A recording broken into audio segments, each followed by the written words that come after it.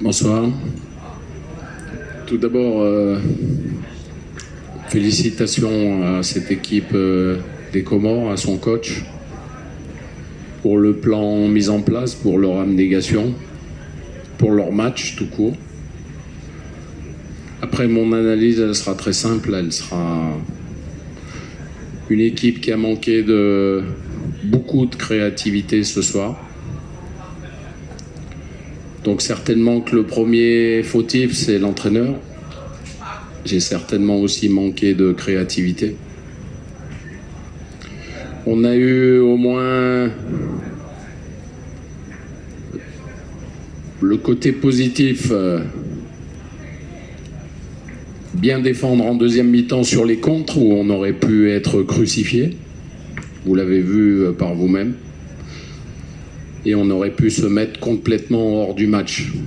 Donc on est resté dans le match, on a abusé bien trop souvent de jeux longs, ce qui n'est pas notre jeu habituellement, mais ce qui démontre une forme d'impuissance en football. Et puis on a eu la force d'y croire jusqu'au bout. Après, il y a 3 mois, lors d'une Coupe du Monde, on a eu le même sentiment que le coach adverse. Donc je sais ce qu'il ressent. C'est pas facile. Mais pour résumer, on dira que c'est le football. Et puis pour finir, félicitations au public qui nous a pas sifflé. Alors que quand on connaît le public de Casa, c'est parfois difficile. Donc ils y ont cru jusqu'au bout, ils ont poussé jusqu'au bout. Donc il faut leur rendre hommage. C'est certainement ceux qui ont été les meilleurs ce soir avec l'équipe des Comores. إذا نأخذ أول سؤال. المرجو قبل طرح السؤال ذكر المنبر والاسم. إذا نأخذ أول سؤال. Micro s'il vous plaît. Bonsoir. Ma première question au coach Hervé Renard. Présentez-vous s'il vous plaît d'abord. Youssef Chani, Radio 2M. Coach Hervé Renard, est-ce que vous avez toujours la conviction aujourd'hui, ce soir, que Dirar peut faire l'affaire malgré que, entre guillemets, tout le monde croyait qu'on pourrait faire l'affaire face aux îles Comores, sachant qu'on a un peu pénalisé le Hakimi sur son flanc droit et le penalty qu'il y a eu en fin de rencontre. Et la question au coach des îles Comores, qu'est-ce qui s'est passé à la fin? Est-ce que vous pouvez nous dire l'agissement et votre adjoint, qu'est-ce qu'il voulait faire quand il a commencé à courir et ça a créé un peu de la zizanie entre le banc de touche marocain et votre banc de touche? Merci. Écoutez, moi, vous me posez une question hors football, je ne vous répondrai pas parce que je n'ai pas vu ce qui s'est passé. Donc, concernant Nabil, c'est un joueur qui, comme vous le savez, qui a été en difficulté dans son club depuis 1 mois et demi, mais qui s'entraîne au plus haut niveau. Donc je ne pense pas qu'il faille chercher l'excuse d'avoir été mauvais contre les Comores en présentant la prestation de Nabil Dirar. Je pense que c'est une prestation, et vous l'avez vu, quand nos défenseurs ont le ballon, ne sont pas capables de trouver des solutions. C'est parce qu'il y a un manque de mobilité, il y a un manque de déplacement entre les lignes. On savait, après avoir vu la vidéo, contre cette équipe, il fallait se déplacer dans les intervalles, chose qu'on n'a pas bien fait, puisque quand vous remisez sans arrêt derrière, vous ne surprenez pas trop l'adversaire si vous n'avez pas de solution pour un troisième en profondeur. Donc c'est ce qu'on a fait pendant 45 minutes pratiquement. Ensuite, on a un peu mieux démarré cette deuxième mi-temps avec 2 frappes, 2 bons arrêts d'Hamada. Voilà, et après, comme je l'ai déjà dit dans mon résumé, trop de ballons longs par manque d'inspiration, par manque de créativité. Il manquait des créateurs ce soir. Ça s'est vu, c'était criard. Nous allons prendre une deuxième question. C'est Melouk, tfadal. Le micro. Melouk, du journal L'Opinion.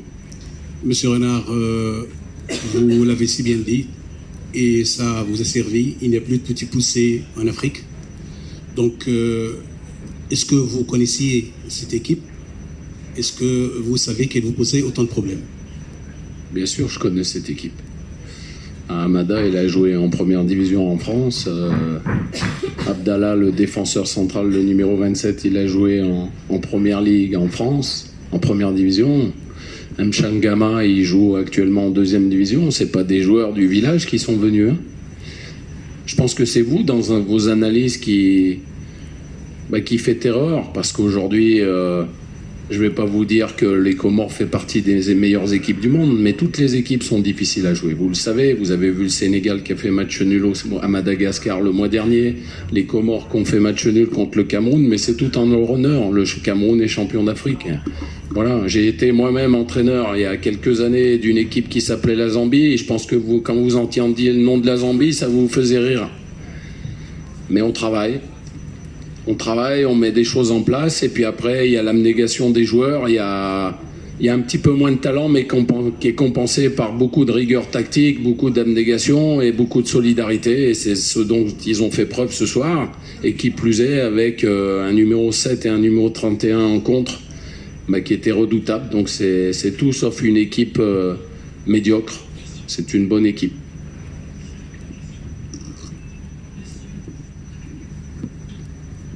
Bonsoir, je collègue du journal électronique Albeb, coach, les deux coachs. On a battu la Côte d'Ivoire à Abidjan, on était en Russie, on a battu le Malawi, et ce que aujourd'hui il fallait que ça arrive. Ça c'est pour... Oui, ça fait du bien des fois. C'est mieux quand ça se finit comme ça, mais ce soir ça aurait pu se finir plus mal. C'est toujours ce qu'il faut analyser dans le football. Ce soir je suis face à vous. Quelles que soient les critiques que vous m'adressiez, je ne vous répondrai pas méchamment, je ne vous dirai pas non, vous avez tort. De toute façon, vous avez vu le même match que moi, je pense. Je suis le premier à vous dire, celui qui a manqué le plus de créativité ce soir, c'est moi. Voilà.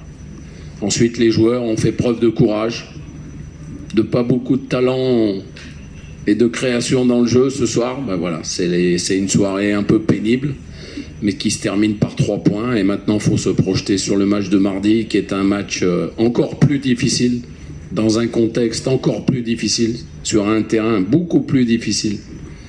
Ça, on est prévenu, je vous le répète, ça fait 10 ans que je suis en Afrique, j'en ai joué des matchs qu'on qualifie en tant qu'entraîneur en match de merde. Je suis désolé, mais c'est comme ça.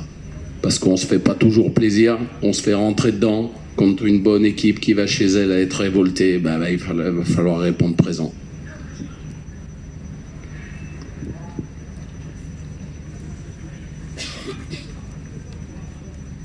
Bonsoir coach, Riyad Razi, Derby Sport. Coach, vous avez parlé sur la créativité, donc vous ne voyez pas que manque de compétition de certains joueurs, c'est à cause de cette créativité. Merci.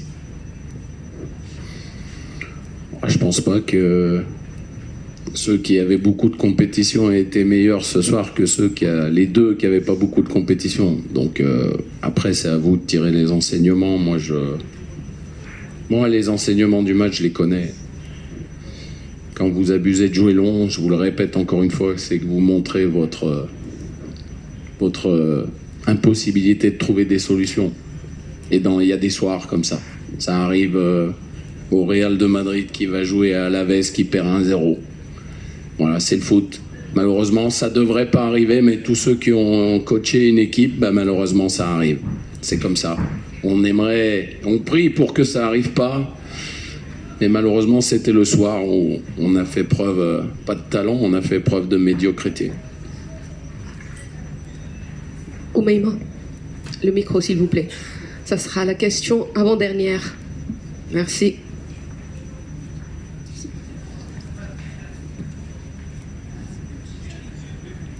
Bonsoir. Oumaima Raphaël de 360. Bonsoir. Monsieur le sélectionneur national, est-ce que vous pouvez nous parler du nouveau statut de Yacine Bounou au sein de l'équipe nationale? Est-ce qu'on doit s'attendre à un statut de titulaire indiscutable? Est-ce qu'il sera là lors des prochains matchs, lors des prochaines échéances? J'ai pas entendu. Yacine Bounou, le gardien. Merci.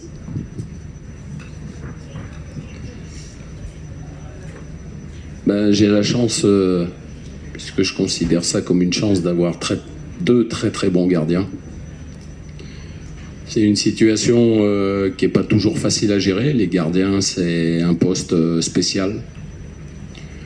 Vous en avez un qui piaffe d'impatience derrière, qui réalise de bons matchs en Liga, et puis vous avez Mounir, à qui j'ai pas un seul reproche à faire.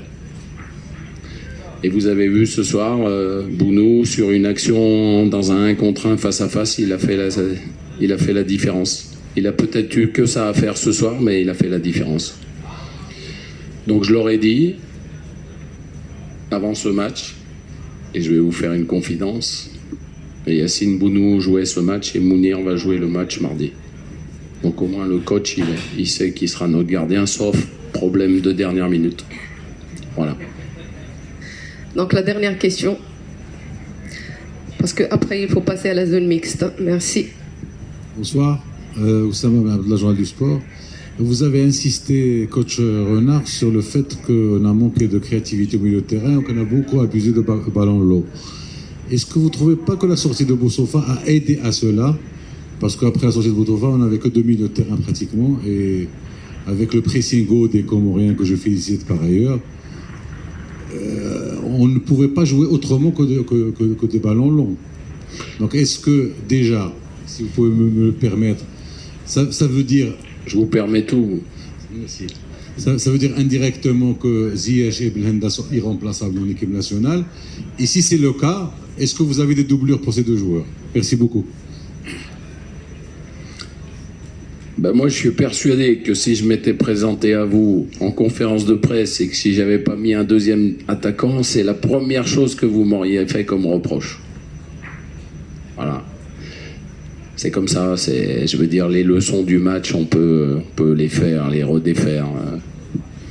Je pense que la rentrée d'Azaro a apporté un petit peu plus de mouvement, un peu plus de combativité devant, et c'était difficile. Après, elle n'a pas été lumineuse, non pas à cause de lui, mais à cause du collectif.